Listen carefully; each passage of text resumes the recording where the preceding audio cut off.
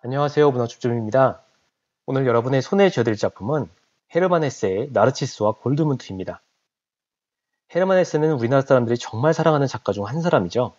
작가 소개는 나중에 데미안 영상을 참고해 주시면 감사하겠습니다. 나르치스와 골드문트는 1930년에 출간된 작품입니다. 우정의 역사라는 부제가 있기도 한데요. 우리나라에서는 지와 사랑이라는 제목으로 소개되기도 했었죠. 성장소설의 대가인 헤르만 헤세의 작품답게 이 소설도 주인공의 성장에 대한 이야기입니다. 데미안이 싱클레어의 성장을 다루고 있다면 이 작품은 골드문트의 성장을 다루고 있죠. 그런데 데미안과 나르시스와 골드문트 사이에는 중요한 차이가 있습니다. 데미안에서는 데미안이 싱클레어의 인도자고 싱클레어는 데미안을 성장의 목표로 삼죠. 반면에 이 소설에서 골드문트는 나르시스와 다른 방향에서 대등한 위치로 성장해 나갑니다. 데미안과는 다른 성장 모델을 제시하고 있다는 점에서 이 작품이 가지는 가치는 분명 독보적이라고 할 수 있죠. 또 하나의 중요한 차이점은 데미안에 비해 이 작품의 분량이 훨씬 많다는 겁니다. 그럼 지금부터 나르시스와 골드문트를 함께 읽어보도록 하겠습니다. 이 작품에 등장하는 주요 인물들을 소개하겠습니다. 이 소설의 주인공은 사실상 골드문트입니다. 그의 친한 친구가 바로 나르치스고요. 골드문트는 니클라우스라는 명인을 만나 예술가의 길을 걷게 됩니다. 그리고 방랑 생활에서 리제, 리디아와 율리아, 레네, 아그네스 등 많은 여자들을 만나죠. 이들이 이 작품의 주요 등장인물입니다. 나르치스와 골드문트의 주요 줄거리를 소개하겠습니다. 이 소설의 배경은 마리아 브론이라는 수도원인데요. 이곳의 수도원장은 다니엘이라는 사람입니다. 여기엔 나르치스라는 젊은 생도가 있는데 또래보다도 우수한 지성과 기품으로 많은 사람의 주목을 받고 있었죠. 그는 젊은 나이에도 불구하고 수습교사로서 어린 학생들을 가르치는 일을 하게 됩니다. 어느 날 한 중년의 신사가 자기 아들을 수도원에 데려와 수도사로 만들어달라고 부탁하는데요. 그 아이가 바로 골드문트였습니다. 골드문트는 아름다운 금발을 가진 미소년으로서 싹싹한 성격으로 금방 주변 사람들을 사로잡죠. 그는 자기보다 겨우 2살 많을 뿐인 나르치스가 벌써 수습교사로 자기를 가르친다는 사실에 끌려 나르치스를 깊이 동경하게 됩니다. 나르치스는 나르치스대로 골드문트에게 관심을 갖죠. 그러다 어느 날 골드문트는 친구 아돌프의 꾀임에 넘어가 밤에 몰래 수도원 밖에서 또래 여자들을 만나고 돌아오는 사건이 벌어집니다. 골드문트는 양심의 가책으로 시름시름 앓게 되고 나르치스는 골드문트를 데리고 양호실에 갔다가 하염없이 눈물을 터뜨린 골드문트를 위로하며 친구가 되죠. 하지만 그 이후에 어찌된 일인지 나르치스는 골드문트에게 거리를 두고 골드문트는 서운해합니다. 나르치스는 골드문트에게 우리는 서로 다르니 각자에게 맞는 길을 걸어야 한다고 이야기하죠.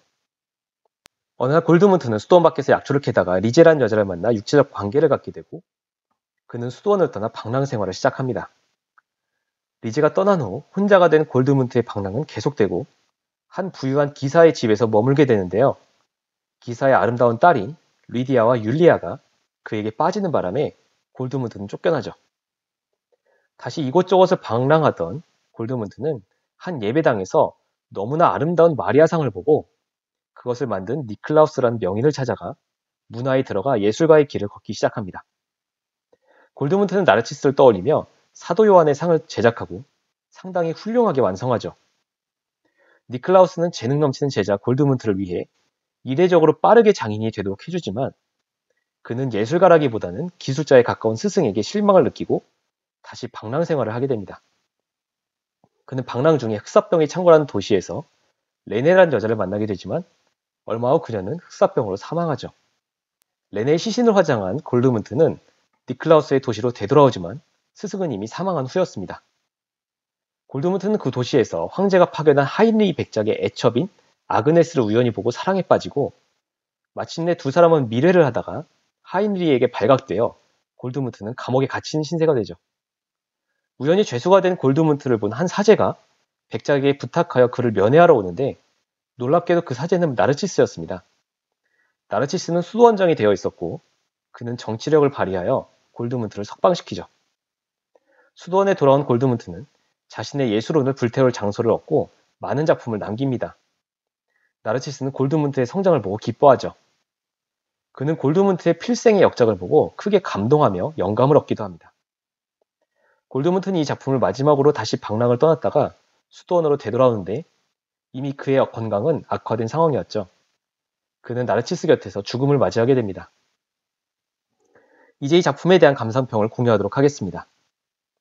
먼저 이 작품이 다루고 있는 성장의 관계에 미치는 영향을 생각해 보겠습니다. 성장 소설의 대가 헤르만 헤세답게 이 작품 역시 등장인물의 성장 이야기를 다루고 있는데요. 나르시스와 골드문트 각자의 성장 이야기보다도 제 관심을 끈 부분은 두 사람의 관계였습니다. 골드문트가 첫 방랑 생활을 시작하기 전에는 친구인 나르치스를 모델로 삼고 그를 닮으려고 하죠. 그는 자신의 노력이 나르치스를 기쁘게 하고 두 사람의 관계를 돈독하게 할 수 있을 거라 생각했지만 나르치스는 그렇게 생각하지 않았습니다. 나르치스는 골드문트가 자신과 상이한 특성을 가진 인간이라는 사실을 간파하고 너 자신이 되라고 충고하죠. 우리의 목표는 상대방의 세계로 들어가는 것이 아니라 서로를 인식하는 거야.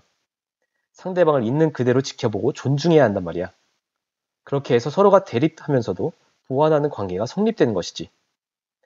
자기 자신인 나르치스와 자기 자신인 골드문트가 되어야만 그들의 관계가 의미 있고 완전해진다는 겁니다.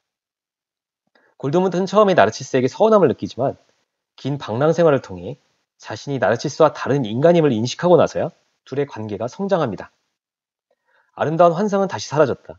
그렇지만 이제 나르치스와 적절한 관계를 회복했다. 더 이상 의존적인 관계가 아니라 서로 자유롭고 대등한 관계가 성립된 것이다. 그런 자유롭고 대등한 관계가 성립되자 나르치스도 골드문트로부터 배우게 되죠. 이 작품은 관계를 위해 자신을 포기하는 것보다 자기 자신이 되는 것이 더 건강한 관계임을 보여줍니다. 다름이 대립되는 것이 아니라 상호 보완되는 것이라는 작가 헤르만 헤세의 메시지가 잘 두드러지는 부분이라고 하겠습니다.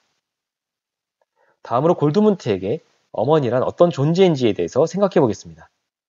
골드문트는 아버지 손에 이끌려 수도원에 들어오기 훨씬 이전에 어머니와 헤어졌는데 무의였던 어머니는 아마도 바람이 나서 떠나버린 것으로 추정됩니다. 골드문트는 자신이 수도사가 되길 바랐던 아버지의 희망을 자신의 소망으로 받아들이죠. 하지만 나르치스는 골드문트가 아버지보다는 그의 어머니를 닮았음을 알아차리게 됩니다. 골드문트 역시도 어머니의 존재가 자신을 부름을 깨닫고 어머니를 찾아 나선 것이 방랑의 시작이 되죠. 그에게 있어서 어머니라는 존재는 자신의 원형입니다. 그래서 자신을 찾기 위해 떠난 그 여행에서 어머니는 그의 목표가 되는 존재로 나타나죠. 그에게 있어서 예술조차도 자기 원형인 어머니를 찾기 위한 수단일 뿐이었습니다. 예술은 아름다운 것이었지만 그의 삶을 인도해줄 운명의 여신이나 목표는 될 수 없었다. 적어도 골드문트에겐 아니었다. 그가 따라야 할 것은 예술이 아니라 어머니의 부름이었다. 골드문트는 자기 자신을 찾아낸 이후에서야 자신이 어머니와 함께 있다는 것을 깨닫고 평안한 죽음을 맞이할 수 있었습니다. 그에게 어머니는 자기 자신임을 보여주는 것이죠. 마지막으로 나르치스와 골드문트가 각자 자신을 찾아낼 수 있었던 외적 요소를 생각해 보겠습니다. 나르치스와 골드문트는 각각 자기 나름대로 스스로를 발견하여 성장하는 것에 성공하죠. 한 사람은 지성의 영역에서, 한 사람은 감성의 영역에서 다르게 성공할 수 있었던 요소는 무엇일까요? 저는 그 해답을 이 소설의 초반부에서 찾을 수 있지 않을까 생각했습니다. 학문적 탐구와 경건한 신앙, 소박함과 노련함, 성경의 지혜와 고대 그리스 세계의 지혜, 공식화된 마술과 음성적인 마술, 이 모든 것이 여기선 용인되었고 활발하게 수행되었다. 이 소설의 배경인 마리아 브론 수도원은 엄격함보다는 자유로운 분위기였습니다. 이런 자유로운 분위기는 다양성에 대한 인정으로 이어질 수 있었고 전통적 길을 걷는 나르치스뿐만 아니라 골드문트까지도 포용할 수 있었죠. 골드문트가 말년을 수도원에서 보낼 수 있었던 이유는 물론 수도원장이 된 친구 나르치스 덕분이지만 수도원의 분위기 때문이기도 한 것 같습니다. 결국 자신을 찾는 성장의 과정에서 중요한 것은 다양한 사람들을 끌어안는 포용적 분위기라는 것이겠죠. 여기까지 나르치스와 골드문트 줍줍이었습니다. 데미안이나 수레바퀴 아래서 가는 또 다른 감상을 주는 헤르만 헤세의 걸작이고요.